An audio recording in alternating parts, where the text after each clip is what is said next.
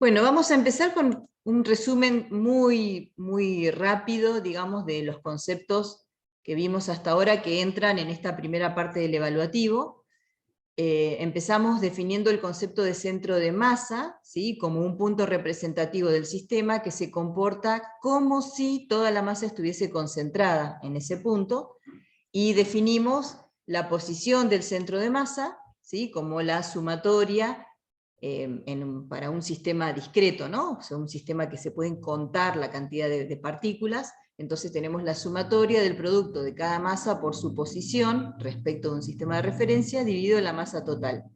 Derivando esa expresión, tenemos la velocidad de ese punto centro de masa como la sumatoria del producto de cada masa por cada velocidad de cada parte del sistema, ¿no?, dividido en la masa total. Y luego, haciendo una segunda derivada, tenemos la aceleración, también como la sumatoria del producto de cada masa por su aceleración sobre la masa total, ¿sí? Entonces, acá lo que hicimos luego es demostrar, ¿no?, porque decimos, bueno, ¿por qué nos interesa estudiar este punto del sistema? Y porque el movimiento, o sea, posición, velocidad y aceleración, esta cinemática del punto centro de masa, se ve afectado solamente por las fuerzas externas al sistema. Y ahí hicimos una pequeña demostración y llegamos a que justamente la sumatoria de fuerzas externas es igual a la masa total del sistema por la aceleración del punto centro de masa, ¿sí? Por eso es importante. Entonces, el movimiento, por ejemplo, la trayectoria, ¿sí?, de ese punto centro de masa, es una trayectoria que se ve afectada o que va a quedar definida o determinada únicamente por las fuerzas externas, ¿no? Y ahí vimos un ejemplo, no sé, cuando alguien lanza, por ejemplo, un bate, lo vimos con el bate de béisbol, ¿no?, que lo lanzamos y eso va girando y trasladándose, y el punto centro de masa sigue una trayectoria parabólica, y lo mismo vimos también en una fotografía de una llave, ¿no?, que está sobre una mesa, el punto centro de masa seguía una trayectoria recta. Bien, también lo vimos en el video del carretel, de paso, ¿no?, en ese video que se iban prendiendo las luces, ¿sí?, ahí también se ve esta característica del punto centro de masa. Bien, después ya nos metimos de lleno con los cuerpos rígidos. Lo primero que hicimos fue definir el cuerpo rígido como un objeto cuyas posiciones relativas entre cualquier par de partículas permanece constante, ¿sí?, o sea que es un cuerpo que no se deforma dentro de ciertos límites. Y luego empezamos a analizar el movimiento de este cuerpo rígido yendo desde lo más simple a lo más complejo. Empezamos con el movimiento de traslación y vimos que llegamos a que la velocidad y la aceleración de todas las partes de ese cuerpo rígido son iguales, o sea que de alguna manera llegamos a esta condición de partículas con la que habíamos empezado el cursado. Luego estudiamos el movimiento de rotación respecto de un eje fijo, y ahí surgió la necesidad de definir las magnitudes angulares, porque vimos que cuando un cuerpo rígido, ¿no?, un cuerpo extenso, rota respecto de un eje fijo, cualquier parte de ese cuerpo barre ángulos iguales en tiempos iguales. Entonces eso nos lleva a la necesidad de definir estas magnitudes angulares, ¿sí?, que son la posición angular, como el cociente entre el arco barrido sobre el radio, o sea, la distancia de esa partícula al eje de giro.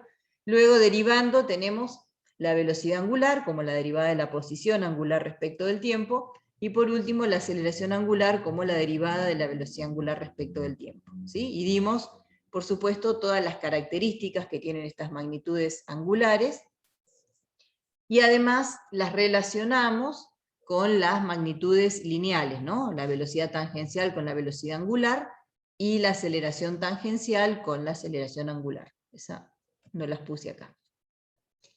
Bueno, otro concepto nuevo que aparece en esta parte es el momento de inercia, ¿sí?, de un sistema respecto de un eje, que se define, para el caso de partículas, como la sumatoria del producto de la masa por la distancia del eje al cuadrado, y en el caso del cuerpo rígido como la integral de r² diferencial de m. Y físicamente definimos este momento de inercia como la resistencia que tiene el cuerpo a cambiar su velocidad angular. Por eso hicimos una comparación o una analogía del momento de inercia con la masa, ¿no? Porque la masa la definimos, allá lejos y hace tiempo, cuando empezamos con la unidad de dinámica, como la resistencia que ofrece el cuerpo a cambiar su velocidad. ¿Sí?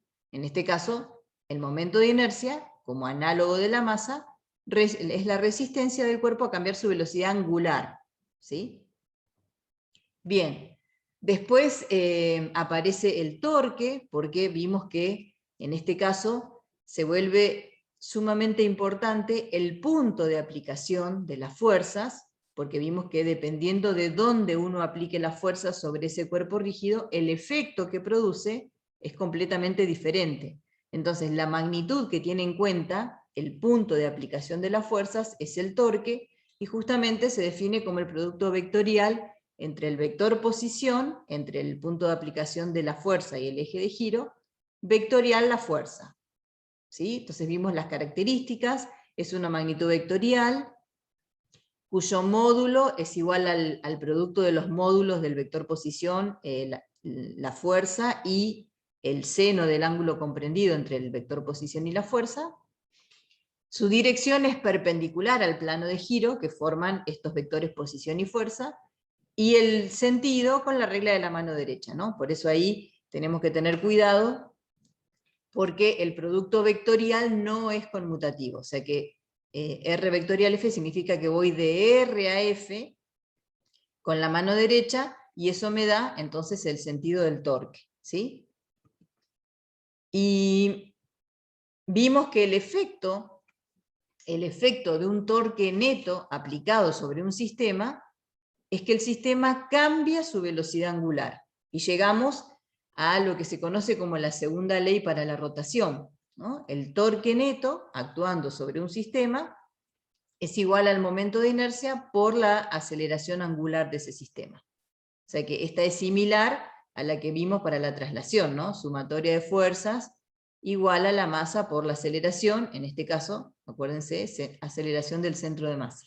O sea que acá una fuerza neta actuando sobre un sistema produce un cambio en la velocidad del sistema, es decir, una aceleración. Mientras que en el caso del torque, es algo similar, ¿no? Un torque neto aplicado sobre un sistema produce un cambio en la velocidad angular de ese sistema, es decir, lo acelera angularmente. Y, importante, lo mencionamos acá, que el torque neto y la aceleración angular son vectores colineales, tienen la misma dirección y sentido, al igual que la fuerza neta y la aceleración del centro de masa. ¿Sí? Esa condición es importante a la hora de analizar dinámicamente un movimiento. ¿Sí? Bien, y por último, vimos el movimiento de rototraslación en un único plano. Ya dijimos que los chicos de ingeniería mecánica tienen una materia más avanzada, que se llama mecánica racional, en donde ven, ¿sí?, cosas, digamos, movimientos ya en 3 dimensiones. Nosotros vamos a ver solo hasta movimiento en un único plano, y el movimiento de rototraslación se puede modelizar, o sea, acá tenemos un esquema, ¿no? O sea que de la posición inicial del cuerpo, si marcamos los puntos A y B, luego de un determinado tiempo, fíjense que las posiciones de los puntos A y B cambian, no solamente que se trasladan, sino que además rotan, ¿sí? Por lo tanto, se puede modelizar a este movimiento de rototraslación como una suma o una superposición de una traslación más una rotación respecto del centro de masa, ¿no? Acá está marcado el centro de masa como el punto A. Entonces, cuando uno hace esa combinación de traslación más rotación alrededor del centro de masa, obtiene como resultado el movimiento de rototraslación, ¿sí? O sea que es equivalente esta modelización de una superposición de traslación más rotación respecto del centro de masa, es equivalente al movimiento real de rototraslación, ¿sí? Y después analizamos 3 casos posibles en esta combinación de la traslación y la rotación. Fíjense que acá no lo puse, pero este sería entonces la traslación. Acá estamos viendo la traslación, más le sumamos acá la rotación respecto del centro de masa, y eso nos da como resultado el movimiento real de rototraslación. ¿Sí? Entonces, bueno, lo separamos en 3 casos que tienen que ver, digamos, con la condición inicial de velocidad, ¿no? En el primer caso, vimos que la velocidad de rotación es mayor que la de traslación, por lo tanto, cuando yo hago esta superposición de movimientos, nos daba que el punto de contacto entre la rueda, ¿no?, el cuerpo rígido y la superficie, tiene una velocidad hacia la izquierda. ¿Sí? Este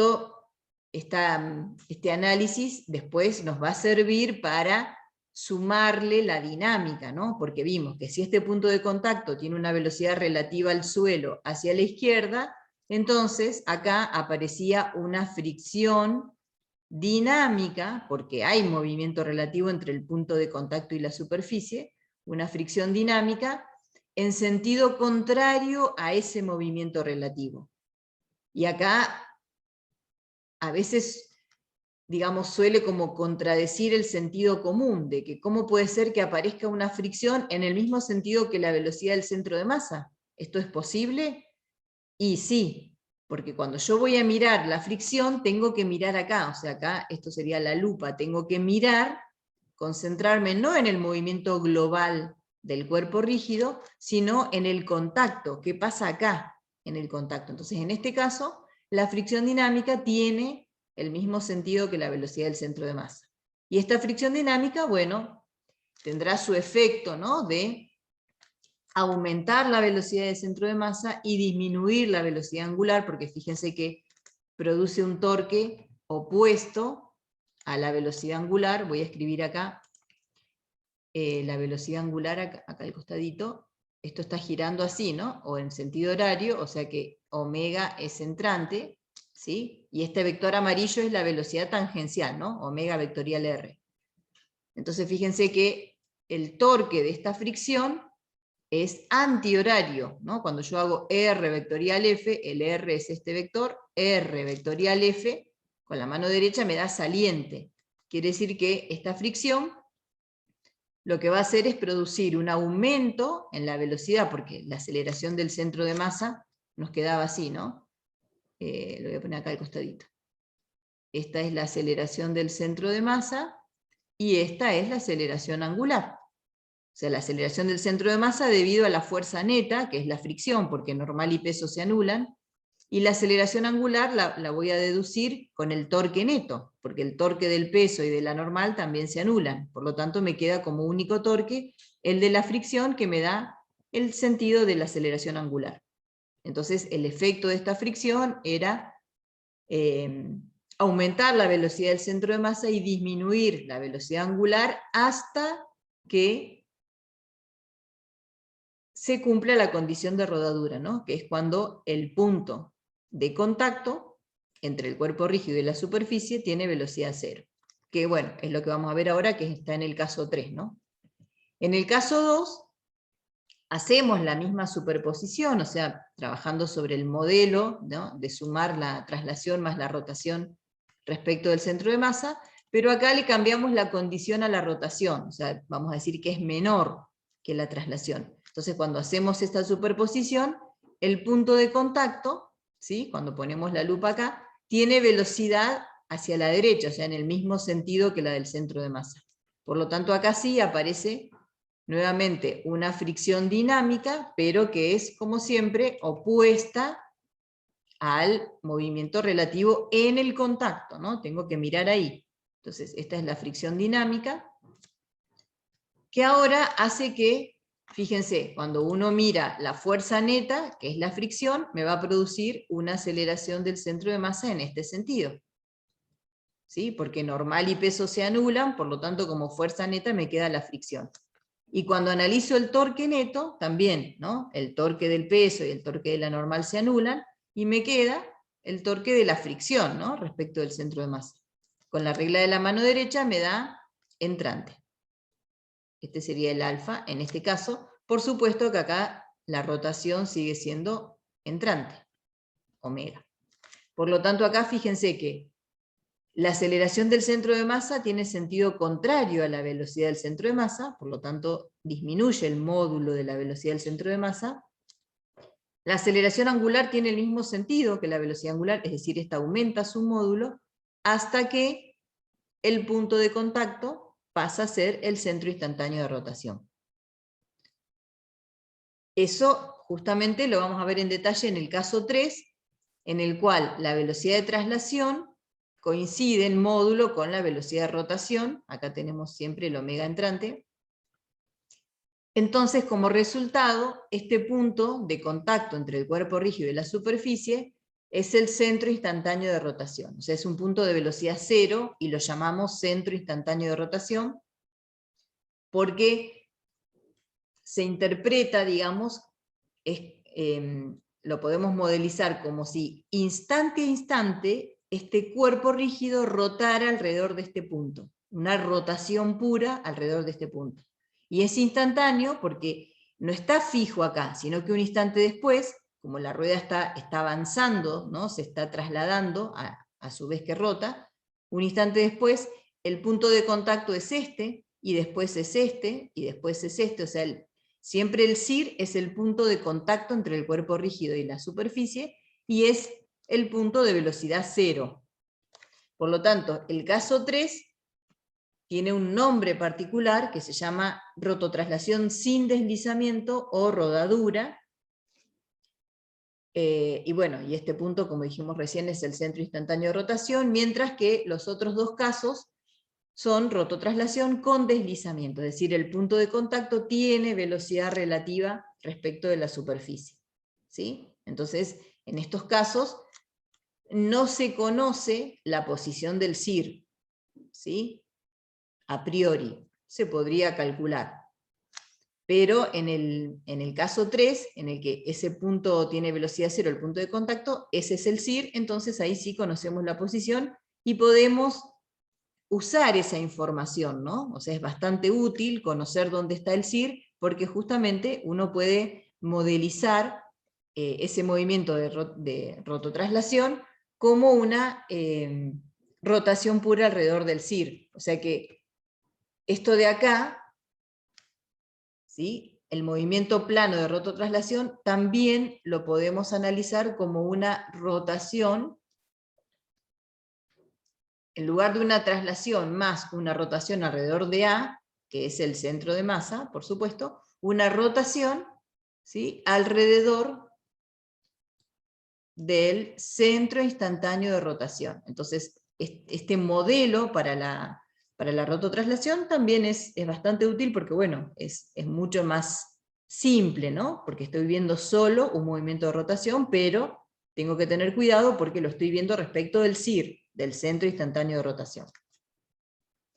Y por supuesto, son modelos análogos, ¿no? Cualquiera de los dos modelos que yo use, tengo que llegar al mismo resultado. Bien, ¿qué más? Bueno, entonces vimos que justamente usando este modelo de superposición de movimientos, la velocidad de cualquier punto z del cuerpo rígido, o sea, z me refiero a que puede ser, no sé, un punto que esté por acá, lo llamo z, en cualquier punto de ese cuerpo rígido. Su velocidad la voy a poder calcular como una suma de una traslación más una rotación respecto del centro de masa, y acá, creo que no lo puse, voy a agregar entonces la otra forma de obtener la velocidad del punto z, que va a ser ¿cuál? A ver. ¿Cuál es la otra forma? Como rotación pura alrededor del CIR, ¿no? O sea que voy a poner omega vectorial, y acá que pongo R del punto Z respecto del CIR. ¿Sí? Entonces cualquiera de los dos modelos me va a llevar al mismo resultado, que es la velocidad de ese punto Z, que es un punto cualquiera del cuerpo rígido. ¿sí? Y lo mismo con la aceleración, ¿no? Aceleración tangencial en el movimiento, también la puedo poner, la podría calcular como alfa vectorial R, que es el vector posición de Z respecto del CIR, cuando estoy modelizando el movimiento como una rotación pura respecto del CIR, ¿no? Del centro instantáneo de rotación. O sea que son formas de analizar el mismo movimiento. Bien, y después vimos que cuando ese punto Z es el CIR, como es un punto justamente de velocidad cero, nos quedan estas dos relaciones: la velocidad del centro de masa es omega vectorial R del centro de masa respecto del CIR, y la aceleración del centro de masa es alfa vectorial R del centro de masa respecto del CIR. Y acá habíamos dicho que estas dos relaciones, ¿no? Que nos relacionan el movimiento de traslación con el de rotación, ¿no? Tanto para la velocidad como para la aceleración, son siempre válidas. Lo que pasa es que si yo no conozco dónde está el CIR, no conozco la posición del CIR, entonces no me sirve de nada usarla, porque el tema es esto: ¿es dato? ¿Sí? Si yo conozco dónde está el CIR, entonces esta posición va a ser dato del problema y eso me va a habilitar a usar esta relación o la de aceleración. Pero si yo no conozco esto, o sea, si no es dato del problema, no es que no la pueda usar, sino que no me sirve de nada, porque tengo esto como incógnita. ¿Sí? O sea, ¿se entiende la diferencia? Entonces, esta relación es válida, pero si no tengo como dato, como información, la posición del CIR, no la puedo usar, porque agrego una ecuación, pero agrego una incógnita. ¿Sí? Entonces, bueno, va a depender de eso. Bien. Y pasando a la dinámica, ya algo hablamos, cuando vimos recién el tema de las fricciones, ¿no? Tenemos entonces la segunda ley de Newton para la traslación y lo que se conoce como segunda ley de Newton para la rotación. Esto es lo que vamos a aplicar cuando hacemos el análisis dinámico. Ya la semana que viene vamos a empezar con el análisis energético, ¿no? Desde el punto de vista energético. Vamos a retomar todo esto. Y acá lo que habíamos mencionado es que este punto respecto del cual yo tomo torque, ¿qué punto puede ser? Y bueno, tengo tres opciones. Eje fijo, ¿sí? Cuando hay un eje fijo de rotación, directamente lo tomo a ese punto como para la sumatoria de torques. El centro de masa, por supuesto, el eje fijo puede ser el centro de masa.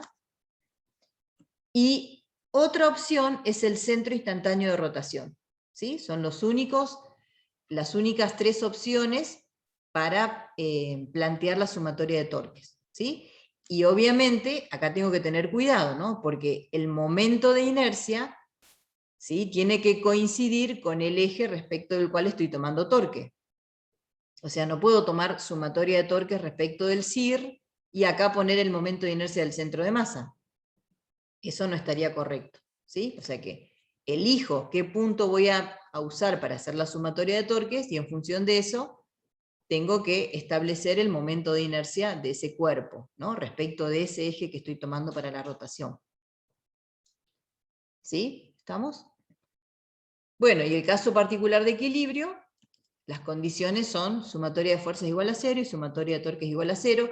Esta ya la habíamos analizado en el caso en que los cuerpos se comportaban como partículas. Ahora, por supuesto, se agrega la sumatoria de torques y lo que sabemos que es que, o sea, tenemos que tener cuidado, tenemos que tener presente que para que el cuerpo esté en equilibrio se tienen que cumplir las dos condiciones en forma simultánea, ¿sí? O sea, no alcanza con que la sumatoria de fuerzas sea 0 para decir que el cuerpo está en equilibrio, ¿sí? Además, la sumatoria de torques también tiene que ser 0. Y creo que eso es todo, sí, hasta ahí. ¿Alguna pregunta, más o menos en este repaso medio rápido que hicimos? Por mi parte, no. Bien, ¿se fueron ahí acordando de todo? Va queriendo, profe, va Va queriendo. queriendo, sí. Claro, por ahora. Perfecto.